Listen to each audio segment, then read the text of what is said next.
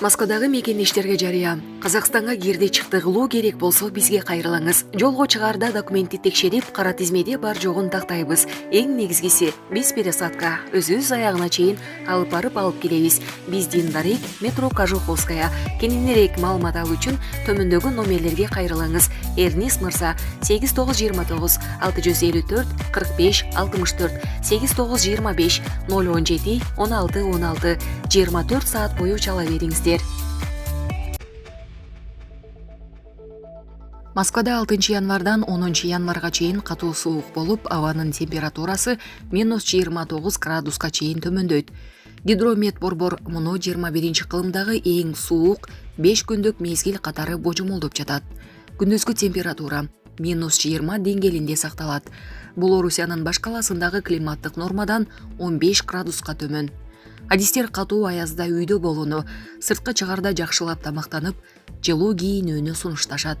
Декабрдын аягында АКШда ызгардан кеминде 65, Жапонияда бери дегенде 17 адам каза болду, ондогон адам үч калдырды.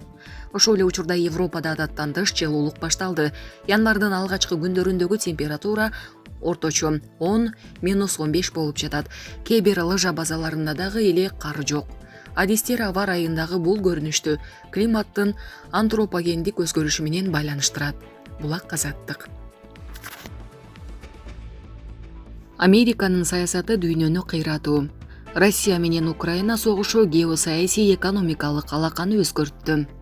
Учурдагы Россия менен Украинанын ортосундагы чыр, согуштук конфликт дүйнө жүзүндө геосаясий алаканы, экономикалык агымды өзгөртүп жатат. Россия Украина менен эмес, Америка, НАТО бүтүндөй Европа өлкөлөрү менен тирешип кармашууда. Украина бул жерде өз эгемендиги үчүн күрөшүп жаткандай көрүнгөн Америка менен батыштын куурчагы болууда. Арасында Америка Украинаны согуш таласына айлантуу аркылуу батыш өлкөлөрүн, Россияны дагы алсыздандырып, өзүнүн дүйнөлүк гегемония саясатын үстөмдүгүн орноткусу келүүдө. Дегенибиз Украинанын өндүрүшү, айыл чарбасы, инфраструктурасы, экономикасы кыйрады. Дээрлик 20–30 жыл артка кетти. Ал эми Американын диктовкасы менен Россияга салынган санкциялар Европа өлкөлөрүнүн экономикасын алсыздандырды. Арийне, мындай абал Россиянын экономикасына байланган борбордук Азия өлкөлөрүн кыйгап өткөн жок. Инфляция өстү. Бүгүнкү күндө санкциялардан Россия гана жабыр тартып, экономикасы отуруп жаткан жок. Европа товарын экспортко чыгарып, миллиарддаган киреше тапкан 200 миллиондук рыноктон ажырады. Бул бир. Экинчиден, санкцияга жооп кылып, Россия арзан газын бербей жаап салды. Европанын өндүрүшү, энергетикалык коопсуздугу Россиянын газына байланган, натыйжада үйлөрү кышкы суукта жылуулуксуз калып, эли азап чегүүдө. Газ жок, өндүрүш тармагы аксап, эли чыгымга учурап жатат. Мен деген чоң компаниялар активдерин Америкага чыгарып кетишүүдө. Мунун айынан жумушсуз калгандардын саны өстү, кымбатчылык каптады, эли социалдык жарылууга жетейин деп калды. Европаны кыңк эткизбей чеңгелдеп туруу үчүн Америкага ушул керек эле. Анткени Европа өлкөлөрү Германия, Франция, Италия, Польша, Бельгия, Швеция жана башка байып Америкага тең ата болуп, баш ийбеген өз алдынча тоң боюндук саясат жүргүзүп калышканы жакпай келген. Эми мынтип экономикасы алсызданып, Американын жакынкы чыгыш өлкөлөрү менен араб мамлекеттеринен ташып кетип жаткан газы менен нефтисин кымбат баада сатып алууга көз карандуу болууда. Ошол эле кезде Америкага чыгып кетип жаткан кирешелүү ири компанияларынан кол жуушуп, иштеринен кан өтүүдө. Тарыхка көз салсак, Америка жеке кызыкчылыгын көздөгөн экспансиялык саясат жүргүзүп келгенин көрөбүз. Америка мурдун тыккан жерден чыр согуш, Вьетнамды эмне кылды?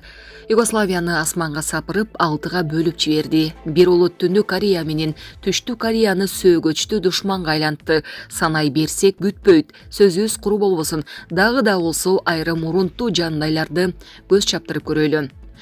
АКШ СССР менен күрөшүү үчүн Ал-Каиданы түзүп, талиптердин түзүлүшүнө чоң салым кошкон, жыйынтыгын көрүп жатабыз. Дээрлик 40 жылдан Афганистанда согуш бүтө элек, ачарчылык, караңгылык. АКШ Саддам Хусейнди Иран менен согушта жараткан, анан ал жок кылынды. Ошондой эле тагдыр Ливиянын лидери Мухаммар Каддафиге да туш келди. Америка Кошмо Штаттары жана башка батыш саясатчылары Башар Асад Лондондо жашап жүргөндө аны жолугуш үчүн кезекке туруп, аны улуу агасы Базилдин тактыга чыгуу укугун талашууга көндүрүшкөн. Анан алар демократиялашкан, Башар тил алчаак, куурчак болот деген үмүт менен Базилди өлтүрүүнү уюштурушту. Себеби өнөктөштөрү менен бирге Катардан Сирия аркылуу Европага газ куурун тартууну көздөштү. Бирок Башар Асадты көндүрө алышпай айлалары кетти. Анан Асадты бийликтен кетирүүгө аракет кылышты, бирок азырынча бул максаттары ишке ашкан жок. Ийгилик бул ирет алар тарапка оодо. Башар Асад Россиянын көмөгү аркылуу бийлигин сактап калды. Негизи Саддам Хусейн кулатылгандан кийин башаламандыкка батып калган Иракта батыштын атайын кызматтары ИГИЛ сыяктуу террордук топторду түзүшкөн. Максаттары жакынкы чыгыш өлкөлөрүн баш көтөртпөй, башаламандыкта кармап, нефти газына ээлик кылып байлыгын сооруу эле. Ошол максаттары жарым-жартылай аткарылды. Айткандай, Туркиядагы 1960-1980 жылдардагы мамлекеттик төңкөрүштүн жана 2016 жылдагы төңкөрүш аракетинин артында АКШ турганы да эске сала кетели. Американын акыркы аракетин Туркиянын башчысы Эрдоган өзү да тастыктады. Ошол эле учурда Анкара НАТОнун аскердик айлансындагы маанилүү аскердик өнөктөштөрдүн бири. Америка өнөктөш экенине да карабай, Турциянын бийлигин алмаштырууга кызыктар болду. Ушунун өзү эле Америка геосаясатта өз кызыкчылыгын ишке ашырыш үчүн жолундагы кимди болсун курмандыкка чалып кете бере турганын далилдеп койду. Эми АКШ Борбор Азия өлкөлөрү менен достукту чыңдоого чечип, чөлкөмдөгү Кыргызстан, Өзбекстан, Казакстан, Тажикстан, Түркмөнстан мамлекеттери менен мамилелерди өнүктүрүүгө киришти. Бирок бул достук экинчи артыкчылык катары Орусия жана Кытай сыяктуу Борбордук Азия өлкөлөрүнө таасир күчтүү оюнчуларды, башкача айтканда, геосаясий атаңдаштарды сүрүп чыгаруу жана таасирин азайтуу үчүн гана керек.